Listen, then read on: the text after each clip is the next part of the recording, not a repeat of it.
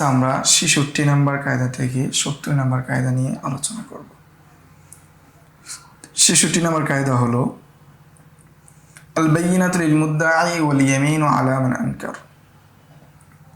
যে দলিল দিতে হবে যে দাবি করবে, অর্থাৎ বাদীর জন্য দলিল পেশ করা আবশ্যক। ওয়াল ইয়ামিনু আলা মান আনকার, আর কসম খাবে বিবাদী, যে অস্বীকার করছে সে কসম খাবে। মিম জিম দ্বারা উদ্দেশ্য হলো মাজাল্লাতুল আহকামিল আদলিয়া কিতাব থেকে এই কায়দা নেওয়া হয়েছে। এটা হাদিসের শব্দ, আল বাইয়িনাতু লিল মুদ্দাঈ ওয়াল ইয়ামিনু আলা মান আনকার। তাহলে ৬৬ নম্বর কায়দা আমরা সহজেই বুঝে গিয়েছি। তারপর আমরা হাসিয়াটা পড়ে নিচ্ছি এই জিনিসটা আরো সহজে বোঝার জন্য, আরো সুন্দরভাবে বোঝার জন্য। যে বাদী কাকে বলে, বিবাদী কাকে বলে? যে বাহ্যিক অবস্থার উপর রয়েছে, যার দখলে যে জমি বা যে সম্পত্তি রয়েছে, সে হলো বিবাদী। আর যে দাবি করতেছে যে তার দখলে আমার এই সম্পদ, সে হলো বাদী, অর্থাৎ মুদ্দাঈ। যে দাবি করছে সে দলিল পেশ করবে যে তোমার দখলে থাকা সম্পত্তিটা আমার, আমার দলিল কাগজ আছে এটা, অথবা আমার সাক্ষী আছে এটা। যার দখলে আছে সে অস্বীকার করছে না, যে সম্পদ আছে সেটা আমারই, তোমার না। এমত অবস্থায় মুদ্দাঈ যে দাবি করছে, যে বাদী, সে যদি দলিল আদিল্লা পেশ না করতে পারে, প্রমাণ না করতে পারে, তখন বিবাদী যার দখলে আছে তাকে কসম দেওয়া হবে, তুমি কসম করো। সে যদি কসম করে বলে যে এটা আমার, আমার সম্পত্তি, তার সম্পত্তি না, তখন তার কসম গণ্য করা হবে। এটা এখানে বলা হয়েছে আল বাইয়িনাতু লিল মুদ্দাঈ ওয়াল ইয়ামিনু আলা মান আনকার। এখন এটার হিকমত কি? কেন মুদ্দাঈর জন্য বাইয়িনা আর ইয়ামিনটা হলো যে অস্বীকার করে তার জন্য? এর হিকমত হলো মুদ্দাঈ যে সে দুর্বল, কেননা সে এমন কিছু দাবি করছে যেটা কি যাহিরের খেলাফ। তার মালিকানা আছে স্পষ্ট, সবাই জানে তার এটা মালিক, সেটার বিপরীতে সে দাবি করছে। ফলে তার জন্য শক্তিশালী জিনিস লাগবে, সেটা হলো বাইয়িনা। আর মুদ্দা আলাই বিবাদী যে মুনকির, তার দখলে যেহেতু সে আছে, তার দখলে যেহেতু সেই সম্পত্তি আছে, সেই জন্য সে শক্তিশালী। যখন সে বাইয়িনা প্রকাশ না করতে পারবে, প্রমাণ না করতে পারবে, তখন সে দুর্বলের মাধ্যমে, এমিনের মাধ্যমে তার জিম্মা থেকে যেই দায় আরোপ করা হয়েছিল সেটা থেকে সে মুক্তি নিয়ে নিতে পারবে। এই কায়দার উপর ভিত্তি করে যদি কেউ কারো উপর ঋণ দাবি করে, তাহলে তার দলিল পেশ করতে হবে। আর যার উপর ঋণ দাবি করা হচ্ছে মুদ্দা আলাই, সে কসম করে নিবে সে যদি কি দলিল পেশ না করতে পারে। তাহলে ৬৬ নম্বর কায়দা আমরা পেলাম আল বাইয়িনাতু লিল মুদ্দাঈ ওয়াল ইয়ামিনু আলা মান আনকার। যে বাইয়িনা আর দলিল পেশ করবে বাদী, আর বিবাদী যে রয়েছে, যে অস্বীকার করছে, সে কসম করবে, কসম করে সেটা থেকে মুক্তি নেবে। ৬৭ নম্বর কায়দা আল বাইয়িনাতু লিমান ইয়াসবুতু জিয়াদা। বাইয়িনা তার জন্য আবশ্যক যে অতিরিক্ত জিনিস দাবি করবে, অতিরিক্ত বিষয় দাবি করবে, তার জন্য বাইয়িনা আবশ্যক। দাল র দ্বারা উদ্দেশ্য হলো আদ-দুররুল মুখতার। আল্লামা হাসকাফি রহমতুল্লাহি আলাইহির কিতাব আদ-দুররুল মুখতার বা ফতোয়া শামীর মতন থেকে নেওয়া হয়েছে। উদাহরণ হিসেবে বলা হয়েছে, যদি মুজির বাড়া যে দেয়, ফ্ল্যাটের মালিক, ওয়াল মুস্তাজির বাড়াটে যে বাড়া গ্রহণ করেছে সে, তারা যদি শর্তের মধ্যে কি হয় ইখতিলাফ করে, যে এই শর্ত ছিল, এই শর্ত ছিল না, যদি ইখতিলাফ করে, ফাল কওলু লিল মুজিরি, তখন মুজির যে আছে, যে বাড়া দিয়েছে, বাড়ির মালিক, তার কথা গ্রহণযোগ্য হবে।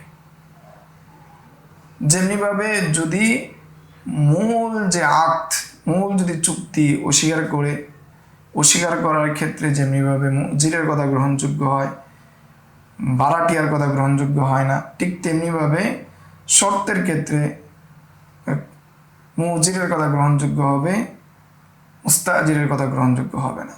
মুজির বলল যে রাত 12টার পরে বাসায় আসবে না, এটা আমার শর্ত, আমার বাসায় থাকতে হলে, ভাড়া থাকতে হলে। কিন্তু মুস্তাজির বলল না, আপনি বলেছেন 11টার পরে, এই ক্ষেত্রে মুজিরের কথাই গ্রহণযোগ্য হবে। এখন যদি মুস্তাজির দলিল পেশ করে যে আমার সাথে আরো দুজন ভাড়াটিয়া আছে যারা এই কথা শুনেছে যে না 11টার পরে, তখন মুস্তাজিরের কথা গ্রহণযোগ্য হবে। আর মুস্তাজির যে দলিল পেশ করলো এটা এই জন্য কেননা সে জিয়াদত সাব্যস্ত করছে, ইসবাতিহা জিয়াদা, সে জিয়াদত সাব্যস্ত করেছে, সেই জন্য তার এই কথা গ্রহণযোগ্য হবে, তার জন্য দলিল পেশ করতে হবে। এটাই 66 নম্বর কায়দা, আল বাইয়িনাতু লিমান ইয়াসবুতু জিয়াদা, যে দলিল দিতে হবে তাকেই যে জিয়াদত সাব্যস্ত করছে, তাকেই কি দিতে হবে, দলিল দিতে হবে। 68 নম্বর কায়দা হলো আল বাইয়িনাতানি হুজাজুন ফাইনদা ইমকানিল আমাল ইয়াজিবুল আমালু বিহিমা ওয়া ইল্লা ইউরাজ্জাহ সিয়ার। তা আমরা একটু শাব্দিক তরজমা বুঝে নিই, এটা একটু বোঝা একটু ডিফিকাল্ট, কঠিন, মুশকিল। যে যদি দুই দিকেই দলিল থাকে, দুই দিকেই কি করে দলিল পেশ করে, বাদীয় দলিল পেশ করে, বিবাদীয় দলিল পেশ করে। তা আল বাইয়িনাতানে যদি দুই দিকেই দলিল থাকে, হুজ্জাজুন, তাহলে এটা কি দলিল হিসাবে গণ্য হবে। ফাইন্দা ইমকানিল আমাল ইয়াজিবুল আমালু বিহিমা, যদি উভয় দলিলের উপর আমল করা সম্ভব হয় তাহলে উভয় দলিলের উপর আমল করবে। আর যদি উভয় দলিলের উপর আমল করা সম্ভব না হয় তাহলে যে কোনো একটিকে তারজি দিবে। সিয়ার দ্বারা উদ্দেশ্য হলো সরু সিয়ারুল কাবির, এই কিতাব থেকে এই কায়দা বা এই মূলনীতি নেওয়া হয়েছে। এটা এখানে বলা হয়েছে ইযা কানাল আবদু ফি ইয়াদি মুসলিমিন, উদাহরণস্বরূপ বলা হয়েছে যদি কোনো গোলাম কোনো একজন মুসলমানের অধীনে থাকে, এমত অবস্থায় আরেকজন ব্যক্তি কি করলো, দাবি করলো সেটা তার গোলাম।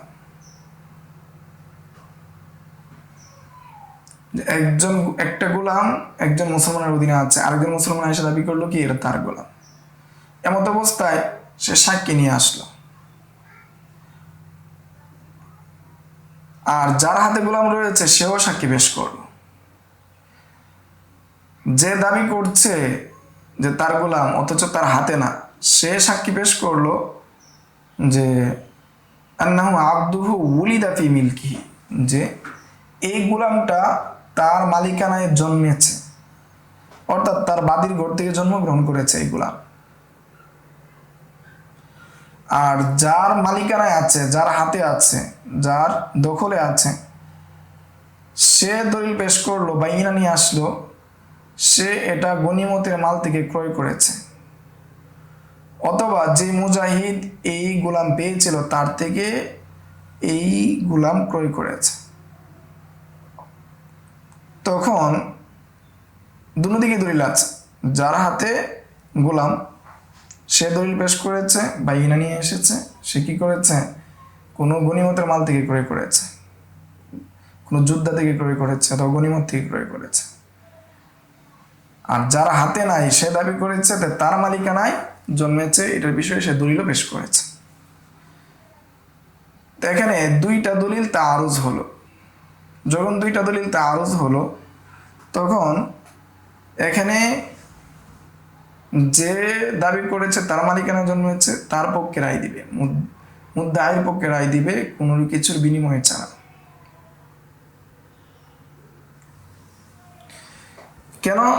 কেননা সে তার মালিকানা দাবি করেছে, তার ঘরের সাথে সম্পৃক্ত, তার ঘরে জন্মেছে, এটার উপর সে কি, এটার উপর ভিত্তি করে সে মালিকানা সাব্যস্ত করেছে। আর যার মালিকানায় আছে, যার হস্তগত আছে, সে দাবি করেছে সে গনিমতের মাল থেকে ক্রয় করেছে, অথবা কোনো যোদ্ধার কাছ থেকে ক্রয় করেছে যে গনিমত হিসেবে এটা পেয়েছে। এখন যোদ্ধার কাছ থেকে যে সে ক্রয় করেছে এই ক্ষেত্রে একটা সন্দেহ থাকে, যোদ্ধার কাছ থেকে ক্রয় করলেই সে মালিক হয়ে যাবে, এটা কি নাই, সুযোগ নাই। হতে পারে যে লা ইউজিবুল মিলকু লাহু মা লাম ইয়ালাম আনাল আদুওয়া আসারুহু ওয়া আহওয়াজুহু, যে যতক্ষণ না পর্যন্ত জানা যাবে যে শত্রুকে কি করা হয়েছে, বন্দি করা হয়েছিল, তাদেরকে করায়ত্ত করা হয়েছিল, এরপর সে এটাকে কি গ্রহণ করেছে। আর যদি সারা করায়ত্ত না করে, ঠিক আছে, এর কোনো কারণে মুসলমানের নিকট এটা চলে আসছে, অথবা এই গোলাম বেগে চলে আসছে, এরপর গনিমতের মালে এসে কি সম্পৃক্ত হয়েছে, জন্মিয়েছিল মুসলমানের মালিকানায়, এরপরে কি এটা বেগে এসে কি গনিমতের মালের সাথে সম্পৃক্ত হয়ে গেছে, এরপর তার কাছ থেকে সে ক্রয় করেছে। এই জন্য যে দাবি করছে তার মালিকানা জন্মেছে, প্রমাণ করেছে, তারই হবে, তার উপরে ফয়সালা দেবে। আর অপরদিকে যদি যার মালিকানায় রয়েছে, জুলিয়ার, যার করায়ত্ত রয়েছে, যার এই মালিকানায় আছে, সে যদি প্রমাণ করে যে সে এই গোলামকে গ্রহণ করেছে, এরপর নিজের নিকট রেখেছে, এরপর মানে শত্রুরা কি করেছে, শত্রুকে এটা কি গ্রহণ করেছে, এরপর এটাকে কি আবদ্ধ করেছে, এরপর গনিমতের মালে আসছে, এরপরে সে কি এটা ক্রয় করেছে, যত ধরনের ধাপগুলো আছে, বায়া দলিল যেগুলো বলা হয় আমাদের সমাজের মধ্যে, যত ধরনের বায়া দলিল আছে সবগুলো বায়া দলিল যদি সে প্রমাণ করে, তখন কাজী যার হাতে রয়েছে তার উপর কি করবে, ফয়সালা করবে।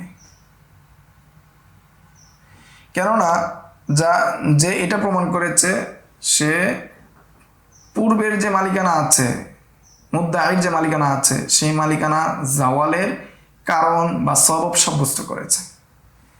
যেহেতু জাওয়ালের সবব সাব্যস্ত করেছে, সেই জন্য যার হস্তগত আছে তার প্রমাণ কি গ্রহণ করা হবে। তাহলে এখানে তারজি দেওয়া হচ্ছে, যে কোনো একটাকে তারজি দেওয়া হচ্ছে। যদি সম্ভাবনা থাকে যে সম্ভব হয় দুইটাকে সমন্বয় করা, তো সমন্বয় করবে, আর না হলে যে কোনো একটাকে তারজি দিবে। তারজি দেওয়ার অনেকগুলো কায়দা উল্লেখ করা হয়েছে এখানে। মাসাইল ও তারজিহুল বাইয়িনাত, যে বাইয়িনাতের যখন পরস্পর বিরোধ হয়ে যাবে তখন কোন মাসলার প্রেক্ষাপটে কোনটাকে তারজি দেওয়া হবে। এখানে দেওয়া হয়েছে বাইয়িনাতুল ইকরা আউলা মিন বাইয়িনাতিত তাওয়াই, বাধ্যবাধকতার যে দলিল, সেই দলিলটা কি হবে, শক্তিশালী হবে, যেটা স্বাভাবিকভাবে যে দলিল আসে সেই দলিলের চেয়ে। মুক্তির যে দলিল, জিম্মার যে মুক্তির যে দলিল আওলা, সেটা কি হবে, তারজি দেওয়া হবে ইকরারের দলিল থেকে। বাইয়িনাতুল করজি আওলা মিন বাইয়িনাতিল মুদারাবা, করজের যে দলিল আছে সেটা গ্রহণযোগ্য হবে, তারজিপ্রাপ্ত হবে মুজারাবার দলিল থেকে। বাইয়িনাতুল বাইয়ি আওলা মিন বাইয়িনাতির রিহনি, রেহানের দলিল বেশি উপযুক্ত হবে সেটা বা ব্যবসার যে দলিল আছে সেটা থেকে। অনুরূপ আরও অনেকগুলো কি এখানে তার জিহাদগুলো উল্লেখ করা হয়েছে, আপনারা দেখে নেবেন। এই ছিল 66 থেকে 69 থেকে কায়দাগুলো নিয়ে আলোচনা করবো ইনশাআল্লাহ। আসসালামু আলাইকুম ওয়া রাহমাতুল্লাহ। يؤتي الحكمة من يشاء ومن يؤت الحكمة